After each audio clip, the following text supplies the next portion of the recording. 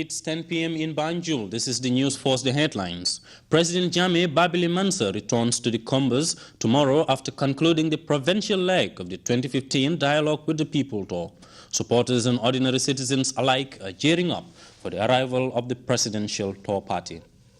A historic act, that is how a renowned anti-FGM campaigner describes President Jammeh Babili Mansa's pronouncement banning female genital mutilation in the Gambia.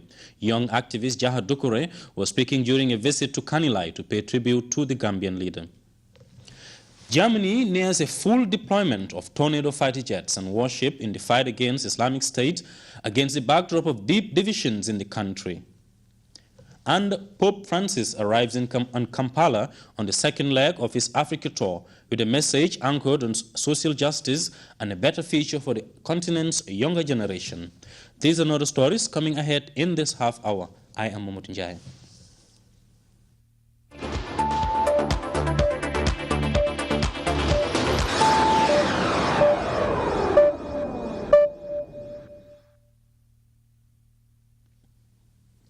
The President of the Republic of the Gambia, His Excellency Sheikh Professor Alhaji Dr. Yahya AJJ Jammeh Babili Mansa, will return to Banjul after completing the provincial leg of his Dialogue with the People tour on Saturday, 28 November 2015.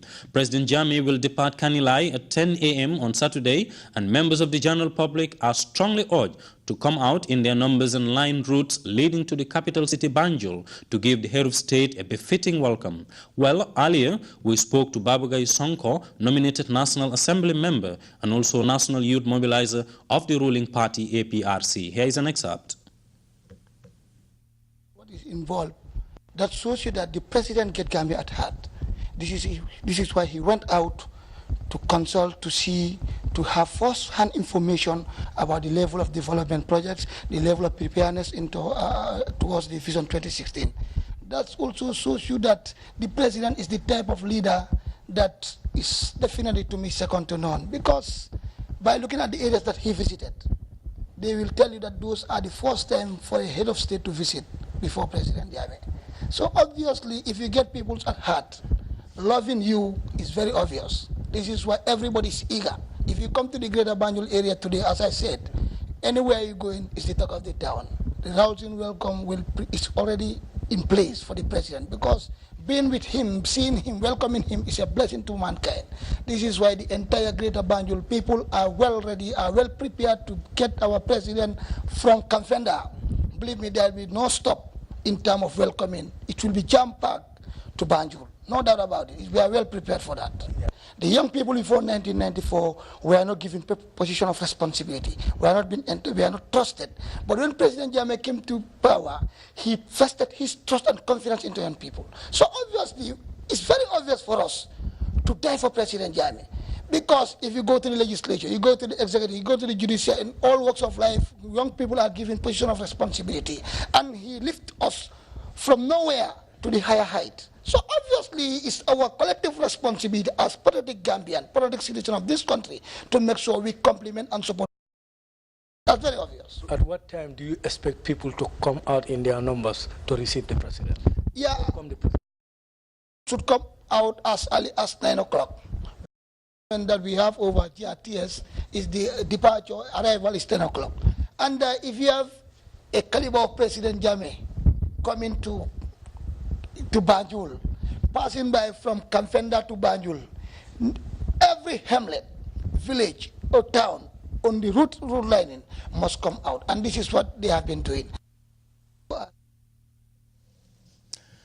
Babugai Sonko there speaking to GRTS about President Jammeh's return to Banjul after the conclusion of the provincial leg of the Dialogue with the People tour.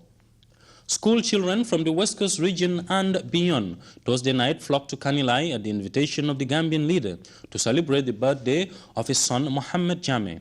The occasion attracted several top-ranking government officials and other high-profile personalities, as well as artists. Mamoudi Jallo reports. The president's hometown of Kanilai was the scene of jubilant celebrations as thousands of people, mostly school children, joined the Gambian leader, His Excellency Sheikh Professor Alhaji Dr. Yahya Jammeh Babili Mansa, celebrating the birthday of his son, Mohammed Jammeh. The celebrations, which started early evening, also attracted several high-ranking government officials and other personalities, and was characterized by music performances from high-profile Gambian musicians.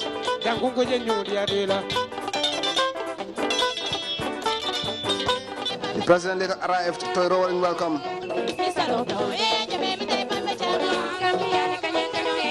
Professor Jammeh later presided over the cutting of the cake.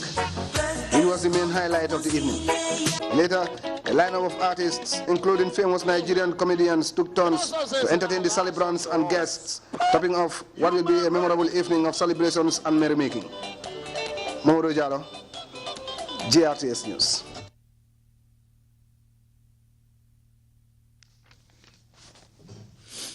Following President Jammeh's pronouncement banning female genital mutilation during a meeting in Kanilai, renowned anti-FGM campaigner and activist Jaha Dokore has expressed appreciation for what she described as a historic act which would have a positive impact on the lives of women and girls.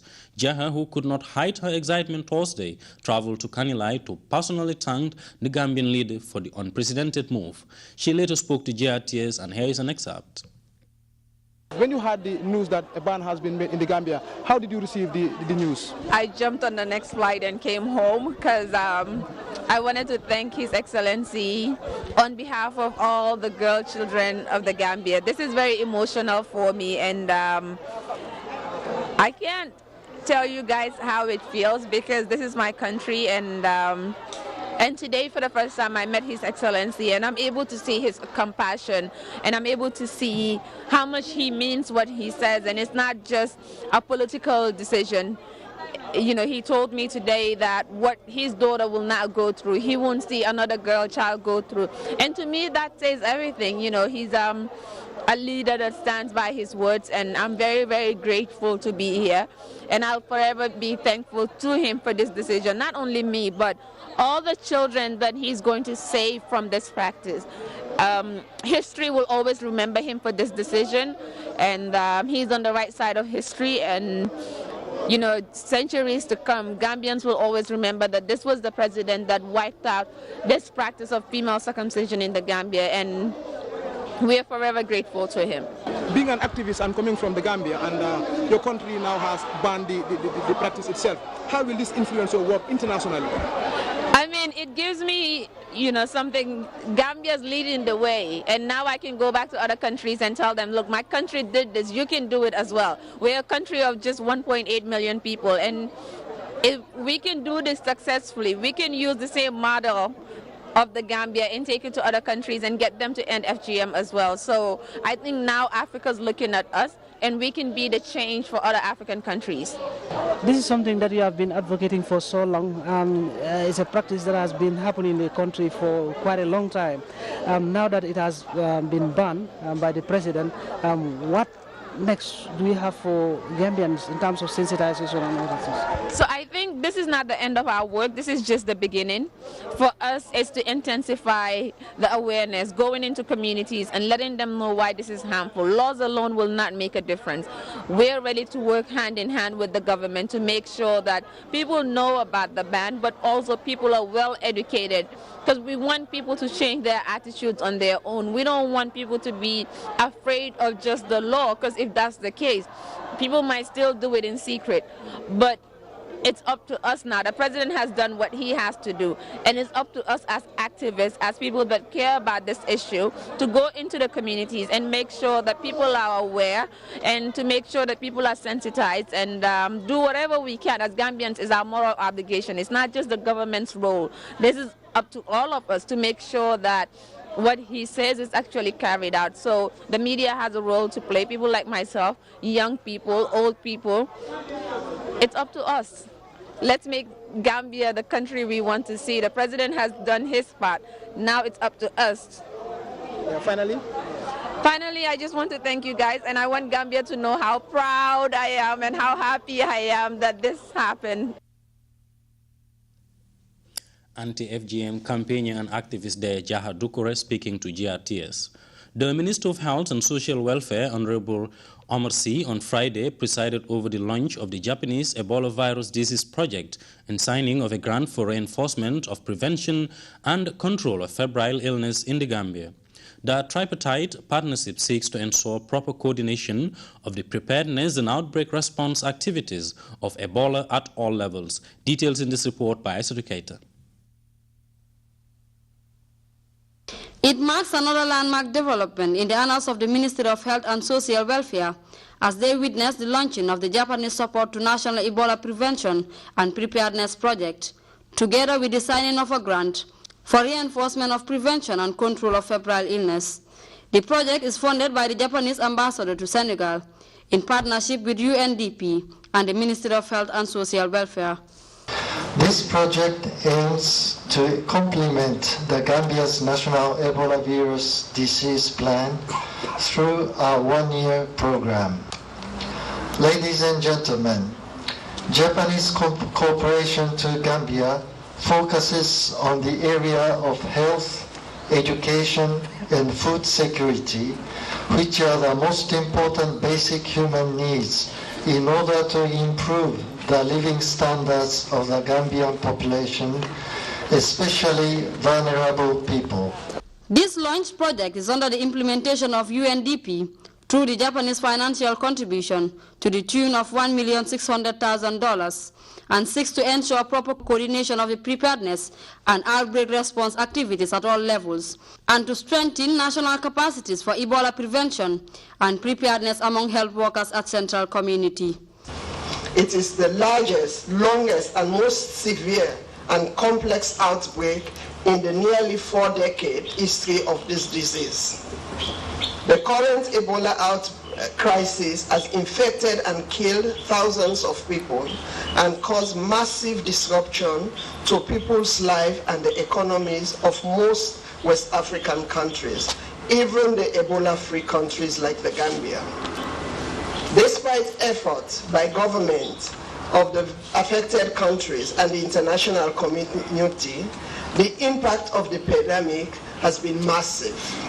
Though the Gambia was not part of the countries affected by the Ebola epidemic, but the government through the Health Ministry has not relented in its efforts to keep the Ebola virus at bay, through the launching of numerous EVD responses, with this one being the latest.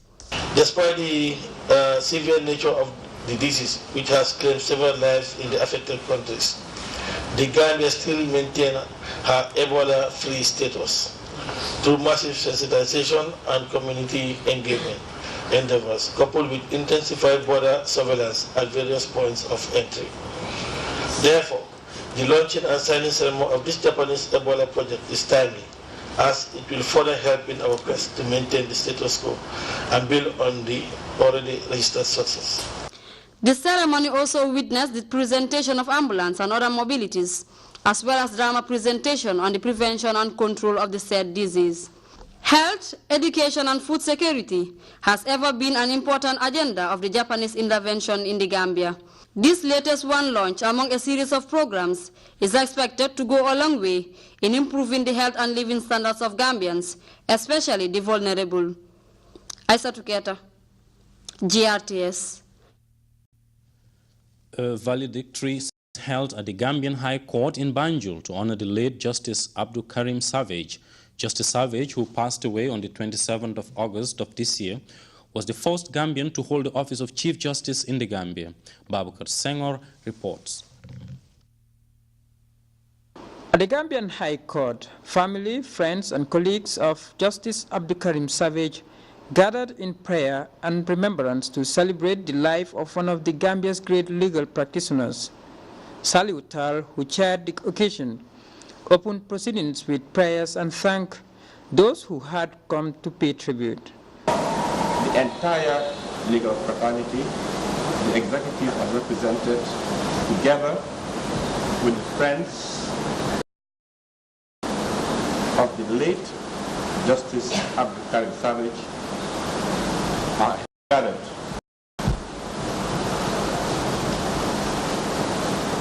on this solemn occasion at this special court session to pay tribute and bid farewell to our colleague, brother, and learned friend, Justice Abdul Karim Savage. Justice Savage, fondly referred to by those who knew him as A.K. Savage, made Gambian history in 2006 when he became the country's first Gambian Chief Justice. The current CJ Justice Manuel Fatbenle paid tribute to his predecessor, praising him both as a lawyer and as a man. The Honorable Justice A.K. Savage, when he was alive, fought across the frontiers, had friends across the divide. And he was a modest, honest man, a simple man, without enemies whatsoever. To his credit, he left good legacies and he left a good memory. He also left good friends. We still remember him fondly. And our prayer is that may the Lord grant him sweet repose in heaven. Before beginning his legal career, Justice Savage was an educator, teaching at various schools across the Gambia. He earned a first-class degree in English language and literature in 1976 and was noted for his extraordinary command of the English language, which will mark him out throughout his career. Justice Savage's daughter, Ajam Marie Savage, summed up the feelings of the day by hailing her father as someone who, alongside his individual achievements, had touched the lives of many others. On this special day, we sit here to honor a life that has played a role in most people's life, which happens to be my father, the first Gambian Chief Justice. Before he gained this title, he has gone through different stages of life, and he has managed to reach to the top. As we know it, the sky is the limit. After knowing his biography, we can see all he has gone through, from being a teacher, headmaster, lawyer, etc. My father, whom I wouldn't judge as my dad, but the way he treats everyone equally, we can all agree to that, has made a living by what he gets, but make a life by what he gives. He left. Grts News, this is Babukar Senghor. The Law Students Association of the University of the Gambia Friday converged on the law faculty grounds of the UTG to celebrate the 4th edition of the Law Day. Our Louis Mendy was with the celebrants and he now tells us more. The Law Students' Day, what it is all about, Sekou Cisse, the president of the Law Student Association, has the answer.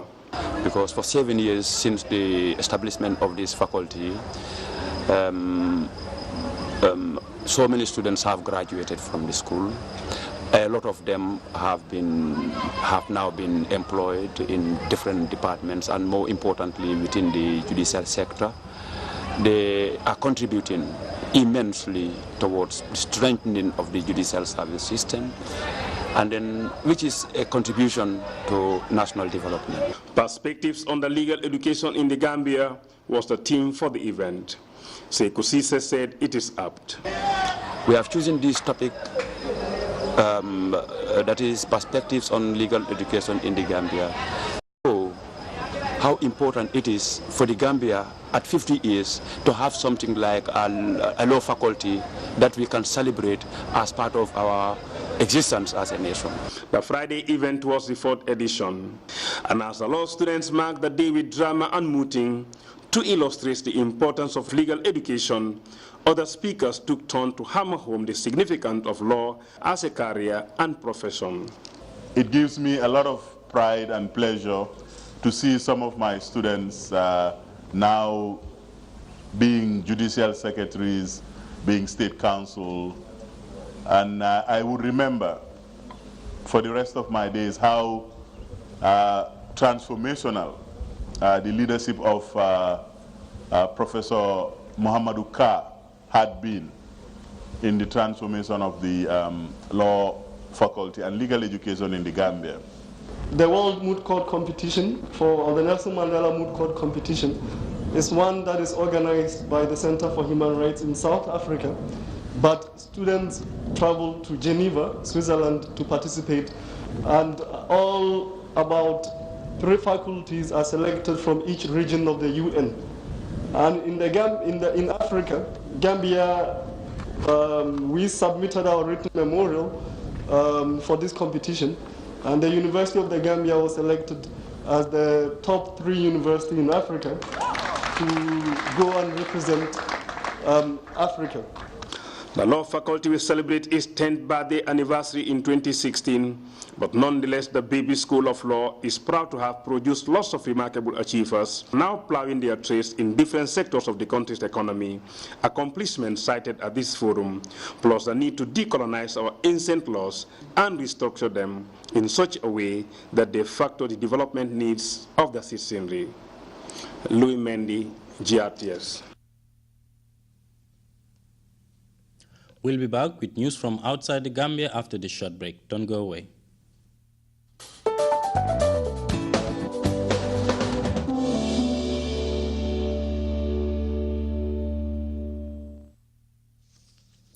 Welcome back. Germany is preparing to join the new French coalition to combat the Islamic State, IS, as they are ready to deploy Tornado jets and warships to Syria in the wake of the Paris attack. However, opposition politicians are against this move, saying the mission is not only illegal, but also morally wrong. We have details in this report. German Tornado jets could soon fly surveillance missions over Syria. The government also plans to send a warship to protect a French aircraft carrier. The German government has already started drafting a bill to authorize the mission. Right now, we are working under extreme time pressure, especially the Ministries of Defense and Foreign Affairs, to prepare the mandate. The German government has promised to support its ally France in its fight against the Islamic State. As Germany is an EU member state, the Bundeswehr is authorized to support French military action under German law. Germany's highest court never ruled that we need a UN mandate. It has always stated that we need a system to provide collective security. And that is what we have in Europe. The legal basis is clear. Opposition politicians have spoken out against the plan. They say the mission is not only illegal, but also morally wrong.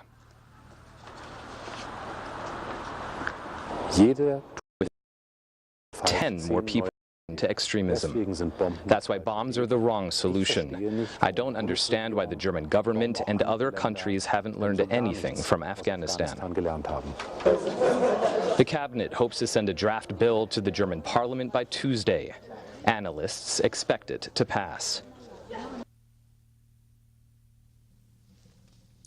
Pope Francis has arrived in Uganda on the second leg of his tour of 3 African states. Meanwhile, the Pope had received a rock-star welcome at the Kenyan capital Nairobi, where many people waited through the night to see him. While addressing thousands of people in Kenya, the Pope talked on injustices, setting up of developments for the future generations, among others. Cruised into Nairobi's Kasarani Stadium, where he enjoyed a rock star's welcome. The huge youth rally saw thousands of jubilant Kenyans celebrating the pontiff's arrival. Francis spoke off the cuff to the crowd, reflecting on the country's problems, including Islamist extremism and corruption. Earlier, his reception at Nairobi's Kangemi slum was equally warm. Many of the people had waited through the night for a chance to see the Pope. In the small Catholic church, Francis was clearly moved by what he saw. In a speech, he lashed out at the country's rich and powerful. You can't disregard the dreadful injustice of urban exclusion that surrounds you every day. These are wounds inflicted by minorities who cling to power and wealth, who selfishly squander while a growing majority is forced to flee to abandoned, filthy and run-down peripheries.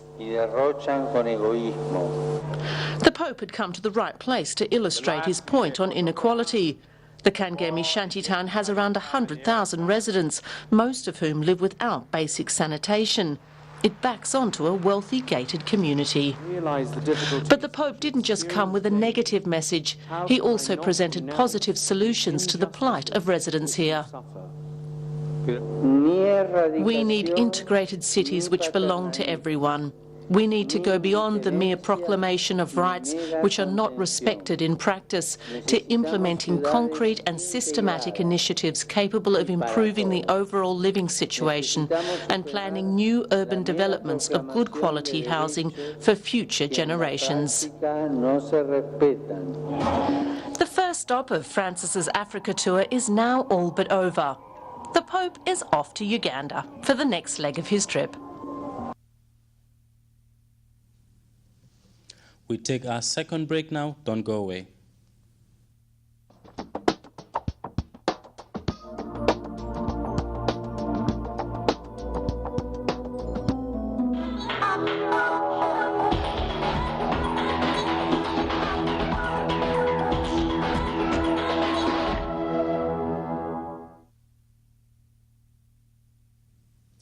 Welcome back.